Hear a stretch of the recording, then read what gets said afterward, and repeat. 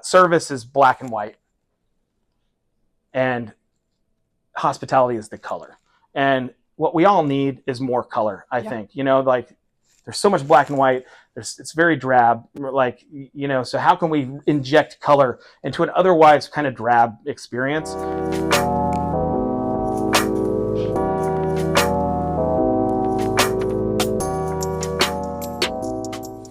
All right, welcome back. Episode 3, the Secret Sauce Podcast. I'm Chad Treese. This is Lacey Moores. And the Secret Sauce Podcast is all about success strategies for realtors and lenders, right? Yeah. So we're talking about ingredients. Every time we talk about a little different ingredient that could make up someone's secret sauce. What's the ingredient today, Lacey? Oh, this one's fun. So today, let's talk about magic moments. Oh, this is my favorite topic. It is your favorite topic. And I can honestly say I saw the biggest change in you, in really your career, when you started adapting this. And I remember you calling me and telling me, oh my gosh, you got to get this book, you got to read this. And you have built an unbelievable business off of this. And it's where I saw the change in the love for the business for you, because you've done mortgages for so long. And I think you're a little burnout. I think you were a little tired. Mm-hmm. And I think, I still remember telling some people at our company, Chad's back. Like, it felt good to have Chad back. And I would definitely say that this ingredient that we're going to go over was what that was. So why don't you start? Because you spoke to our entire company. You led one of our biggest sales retreats that we had with this topic. And we talked as a company about this topic forever afterwards because of the impact that it had. So there's so much value here. But kind of get us started on how you found this and what made you decide that this is the direction you wanted to take your business. Yeah.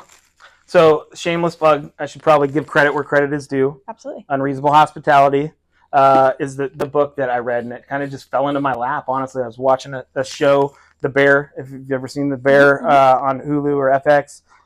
It's an amazing show. I think it's one of the best shows of the last decade or so.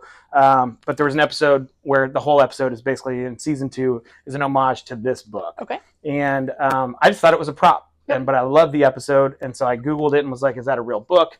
And in fact, it is. And it just, for some reason, it hit me between the eyes. It's like, this is what when I got the book, read it, I was like, this is what I need to get my mojo back. To fall back in love with this business. And it's just all about, unreasonable hospitality. Yeah, go ahead. First of all, though, let's just stop and pause. It's been brutal, right? The last 6-7 years. I mean, we have gone from crazy town, so busy we couldn't even sleep, we couldn't get enough work done it's just been a brutal probably 6-7 years. So it's such a good thing for you to say, totally burn out. And there's so many people there that are burnt out and then they don't know what to do. They don't go out and find something that lights them up. So I really hope, I just want to pause there, because if that is somebody, lender, realtor side, really listen here, because it's so important to be able to identify when you are in that spot. And no, you probably don't want to be there, because I bet you probably weren't very happy. I bet you weren't very fun to be around at that time. Yeah. So for me, if you, you said 6 or 7 years, I can really pinpoint it to COVID, the beginning of COVID. Yeah. For me. And most people watching this, realtors and lenders, right? So probably had some of the best years of their career if they were doing it then. I know I did, you did. We're talking the best money that. Yeah, I don't know if I would call them the best years. No. Most best transactions. The best income, sure. Right? Sure, yeah. The most units, the most volume, exactly. Record numbers. Record-breaking, yep. Was 2020, 2021 for most people in our industries. And I think there's a lot of people stuck trying to figure out a way. Everybody was trying to recreate that, or to get back what the business was before that. Exactly. Right? And I was there. Yep. Definitely burnout, very little fulfillment, but record income, but record low fulfillment and joy. Yep. I would say. And for me, what I really realized through reading this book was I was missing the human element, like the connection, the true, like the human experience of connecting with people. Right. We just started. It was transactional. It had to be to get it done because we weren't essential. Yep. So like realtors, they at least got to meet with their customers. We didn't even get to meet with customers. We weren't essential. So everything was Zoom or phone. We couldn't go to closings anymore. We couldn't meet with customers up front. So the connection level just bottomed out. Right.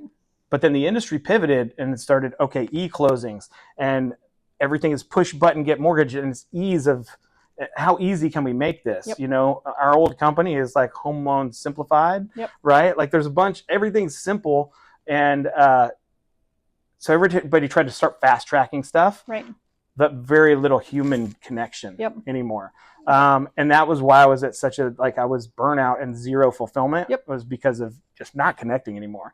So this book was all about like how I could reconnect with people. So it's about the remarkable power of giving people more than they expect. Right. And I think it's in a service industry, both real estate and lending are service industries. How can we tie in hospitality, you know, really roll out the red carpet for people and give them a one size fits one, like curate some one size fits one experience for them that they'll remember for a really long time. Because it's all about how they feel versus getting the job done. Like even then we were getting 5-star reviews, right? Like people on the surface loved it, right? What we were doing, but it wasn't filling my cup up. And I really don't think that they were super likely to refer us, even with 5-star reviews, because we weren't changing the way that people felt. It's good. Okay. So we get the book. You start reading the book.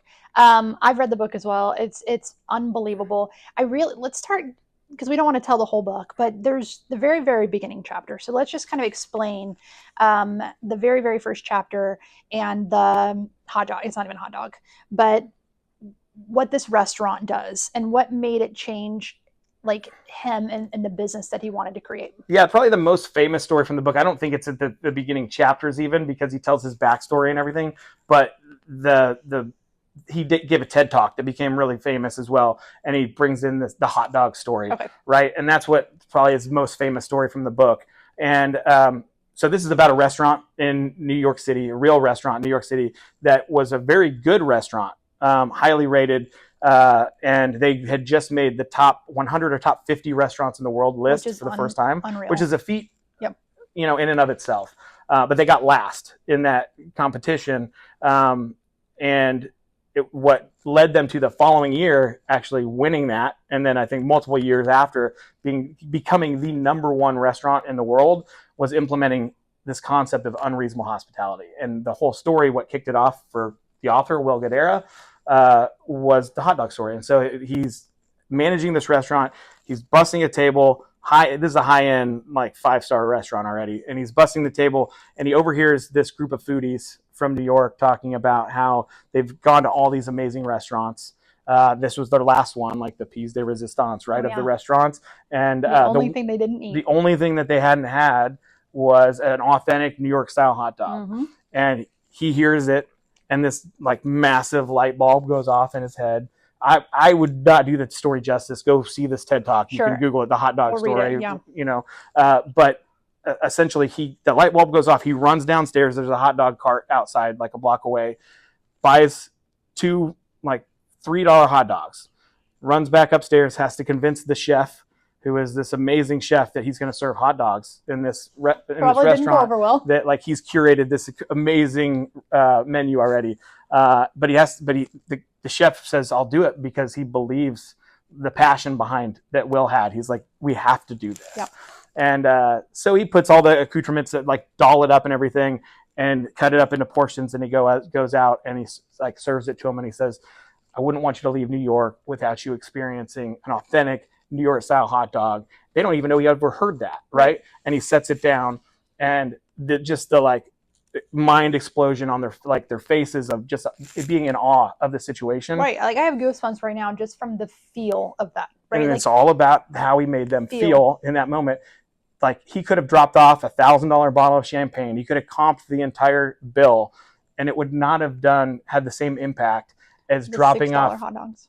a couple of $3 hot dogs because he took the time to listen, to recognize an opportunity, and to find a way to curate an experience and make them feel a certain way. And it's so huge. I as you talk, I think back of things that have happened in my life, and all the great things, but man, the ones that make you feel something are the ones that you remember the most. Absolutely. And the longest. So you've obviously taken this and then you've changed it into, I'm going to turn this into really your business mantra, or your what you've created and wrapped your business around, and how to give us a few ideas around that, because we are, real estate and lending, and these are they're so good, but give us a couple that you guys have done that you've grasped from meeting with the client, but then how it ended the transaction and how it changed, not just another mortgage deal. Yeah. So we do have quite a few examples now. Full disclosure, we've been doing this for 8 months, 9 months, maybe. So we're figuring it out as we go, but we have made it definitely a core. Yes, we started. Yep. We made it a core piece of our business. Yep. Kelly, our ops manager and processor, actually said to me about a couple weeks in, after I had her and everybody on the team read the book, and she came to me and she's like, I am so in love with this. I think this is what we're going to be known for in a year from now. And that kind of did bring tears to my eyes, because that was my vision, but to see the team have the vision for it too and get fired up about it was. But it's because it's no longer a transaction, and we get to figure out the love for these people. Yeah. Right? And so. Well, and think about the restaurant industry compared to what lenders and realtors do. We have way more time with these people. Right. They have an hour and a half to try to connect with people, right? And to figure something out to make a one-size-fits-one experience. We have a month, 6 months, depending on, God knows how long sometimes, right? Yeah. Sometimes a realtor will give us 10 days, but that's a topic for another day. But we still have way more time than an hour and a half. Yeah. So, man, we can do this on an even higher level. Yep. And really make it a unique experience. So give us one of those examples.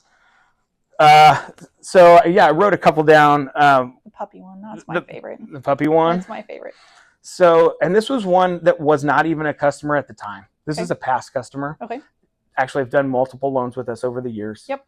And great customers, referred us people. I adore them. And we're friends on Facebook, and I saw, and I know they don't have kids. Their dogs are their kids. Sure. And, they absolutely are in love with their dogs. And one of their dogs passed away. And you could tell it was heartbreaking. It was heartbreaking for me to read the tribute post that she made about it. And so I took it back to our team, because we collaborate on it. We sit down and we're like, hey, what can we do? What can we do that's unique, that is different? Because when my normal me in that situation is to click the little emoji that's I care emoji, and just say something like, hey, I'm thinking about you. I'm so sorry for your loss. But that's not really going to change the way that people feel. So we came to the decision that we should do a tribute to the dog. And I love Etsy for this type of stuff, or local shops. But I found an Etsy shop that takes a picture and turns it into a watercolor. And so I found a print on Facebook, a really cool picture. I'm sure we can pop it in the video here, a picture of kind of what we did. But a week later, I had that sent to me, put it in a nice frame. Actually, no, we didn't even frame it. Honestly, I dropped it off on there because I wanted them to be able to frame it with whatever color they wanted, but with a note just letting them know that the thing that I thought that we could do is just pay a tribute to their dog. And she ended up sending me a text. She made a post on Facebook and just talked about the human connection, just how important human connection is. And that was man, we're doing the right thing. This is what we got on board for doing this. And no business will probably ever come of that. Right. She shared that with all of her friends and everything. That. I take it. Yeah. But I don't care if any business, just for the record, that's not what it's about. Right. For me, it's just how can I make an impact on somebody? How can I make their day better? Right. And when you look at the world that way, or you look at your day that way, and it's not just about KPIs, or did I make enough calls today, or did I get enough leads today? but now I just kind of look at it like that. I know I can say that was a good day if we delivered on something that made their day better. Absolutely. We made somebody else's day, mission accomplished. Done. Right? Yeah. So that was one, and it was a really cool one. Another one was really early on in the process. There was a couple first-time home buyers, and they were kind of stressed out because right after going under contract, they were leaving to go celebrate their birthdays. They were taking a trip to Florida, to a place they'd never been, in a beach town, and they'd never been there, but they were leaving for like a week, and they were celebrating their anniversary and their birthdays. And that's a tough time to leave town. Yep. We all know from a real estate perspective and lender perspective. Love it when they leave town. Yeah, we kind of need you right now, you know? And normally what I would have done is just like, hey, we'll handle it. You know, we got you. But start asking questions like, so where are you going in Florida? Tell me about it. Have you ever been there? Why are you going? And that's where I found out like their birthdays and their anniversary and what they were doing. So I started asking those questions. Like, what do you plan to do there? Where are you staying? And what really finally, like you kind of find it when you're asking these questions, you find the thing and you're like, man, I think that's something we could do something on. And so in this situation, he's like, I want to try skimboarding. I've never skimboarded before, but I've watched people do it. And I've always wanted to try. And I'm like, okay, that's something we could do. So got back together with the team. Again, we collaborate every Thursday. We talked about potential magic moments we can deliver on. And we talked about that. And somebody on the team came up with, let's call a local surf shop down there where we can give them a rental of a skimboard for their time there. And so just a gift card, right? But the beauty in it is actually like taking the time to call. We called around to different shops, and all the shops were like, we don't rent skimboards, but this one place in town does. They're the best. Like, if you want a skimboard, call this place. So we call, and it's like this little surf shop, and the guy, you could tell he's like surfer dude. You know, they don't open till like 11 o'clock. And I'm like, look, here's what I want to do. He's like, I love it, man. He's like, yeah, we'll hook them up. I'll keep a gift card behind the front desk, and you just tell them to come in and ask for me, and we'll hook them up. And so then I find out they don't open till 11 because it's a sleepy little surf beach community, right? And so I was like, what else could we do? And so the restaurant, I'm like, we could go send them to a restaurant because they're going to get up in the morning. I didn't want them going there at 9 in the morning and showing up and the place is closed. Sure. So talked to the guy at the shop, and it's like, where's the best breakfast in town? And he's like, man, best breakfast in town is like couple streets over. Go here, tell them to order this. That's what the locals love. And so delivering on it, that's the unique thing. Is like, so when we delivered that, I delivered an email to them scheduled for when they landed because we asked those questions. So they got off the plane, and in their inbox was this email that's like, hey guys, I want you to let you know that we've got everything while you're gone. Go enjoy your anniversary, your birthday trip. And wanted to make sure that when you got there, you could try skimboarding. Since you mentioned that, go to this place. We've already set it up. You've got a skimboard waiting on you. But don't go too early. And if you do, they're going to be closed. They don't open until 11. So go hit up. The guy said you got to go to this breakfast spot, and here's directions, and told him exactly like what to do. And that's the beauty in it. Like the gift, it was a $50 gift card for some customers that were using us. Right. Like kind of a drop in the bucket, right? But the beauty is in the delivery and the extra mile that you go. But it all goes back to the way it made them feel. Right. And I got an email from him. I was like, oh my God, we just got in our Uber. I just saw this. Like, thank you so much. You guys are amazing. Right. Because people don't go the extra mile anymore. Right. And we're just, I mean, okay. Well, it had nothing to do with mortgage or real estate either. It's like, find this opportunity to make their day. Right? It was listening, and you found something. Okay, let's go back really quick, and let's talk about Wizard Boss. You got to tell the story really quick. Yeah. About how this all kind of plays into Wizard of Oz, so that we can draw this picture. Well, yeah. So I used the Wizard of Oz as an example. Like the author in the book has a quote that just stuck with me. That service is black and white, and hospitality is the color. And what we all need is more color. I think, you know, like there's so much black and white. It's very drab. Like, you know, so how can we inject color into an otherwise kind of drab experience? And being a Kansan, right? Yeah. Like it made me think of The Wizard of Oz. And this movie is like 80 years old. Sure. So you're talking like kind of post-Depression era when this movie was filmed. And the whole beginning of it was all black and all white. sepia and drab, right? And then that moment happens that was the first ever in film. If you can just imagine being in a theater in like the 1930s or 40s, whenever it was released, your mind had to just, like, your head had to explode when it happened. But Dorothy opens the door to Oz, and it's this like Technicolor crazy world, vibrant, right? And that's always stuck with me the first time I ever saw that, like how cool that was. And we have an opportunity to inject color into a black and white service. Sure. Right? And I mean, our world is so drab, right? Like so negative, it can be, so much. For sure. I mean, just the world in general. And so what a great like way to start. How can I change this? How can I bring the color? Yeah. And so I love the basis. I love the story. But for me, like my brain quickly goes to like some steps or tactics that we can share on how do you actually do this. So I love all those ideas, but we have to, like my brain, boom, what do we have to do to start doing this? So what would you say if we were to give 3 tips, what would be the first tip that you would give? 3 real quick, I would say, very first and foremost, well, read the book. I would say definitely read the book. But if you're going to start implementing, like right away, you got to start making sure you just are having better conversations. You're taking every opportunity to look for this stuff, to dig. It's not just necessarily going to be at the surface. Right. It's way below the surface. Right. So have better conversations that are not surface level conversations. Take that opportunity when you're meeting with clients to really understand what's going on. Most people buying a house, there's something going on in their life. Right. So what's going on in your life right now that now's the time to buy? Okay, tell me more about that.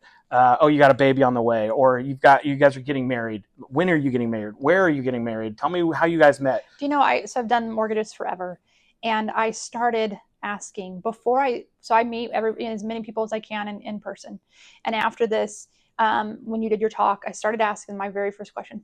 Tell me why you're wanting to buy a house right now. Yeah. In this market. It just opens up a world of opportunity. Everything. And I'm embarrassed to say it's such an easy, simple question, but because I've just done mortgages so long, I would do this, and this was my step, and this was my process. Right. And I would learn some of those things through that, but it was through my process. And now that I ask that first, and I sit there and I listen, it changes everything. Right. And so we ask that up front, and then you're peeling the onion back. You're going a little bit deeper, and you're looking. Yep. And so step number 1 is to look. Now, once you started doing this and you started looking, did you start seeing more opportunities because of the looking? Yeah. And so keep in mind, like for us, it's like, how can I create a magic moment? For people, that's what we call them. Is like, how can we create this magic moment? And so with that inspiration in my head is now every conversation I have, even if it's not with a client, if it's with an agent, if it's somebody at the store, I'm just thinking about like, okay, how can I peel this onion back a little bit? So potentially I could create a magic moment. What's beautiful is like, we can't deliver on every single conversation we have, but it's changed the way that I think about every conversation I have. Like, how could I deliver a magic moment for this person? And then you're like you're asking them questions that is connecting on a deeper level. And that's the beauty in it. Is like they say, the journey is the beauty, right? Not the destination. You don't have to deliver on every single one of these, but if you're asking those questions, the journey is so good. Yeah. Challenging yourself to slow down. Yeah. Slow down. I mean, we all get caught in the rat race and going so fast and getting so much stuff done. Slow down. Ask a few more questions and look for it. Yeah. And I think the looking is where you find the joy, Chad, yeah. Because you can see the passion, you can see how much you enjoy that, and it just hits so far. So tactic number 1 is slow down, look deeper for it, dig deeper. What would you say tactic number 2 would be? I would say collaborate, because this is tough to do. You could do it yourself. Yep. And if you don't have a team, you don't need a team to do this. Yeah, don't let that stop you. Right.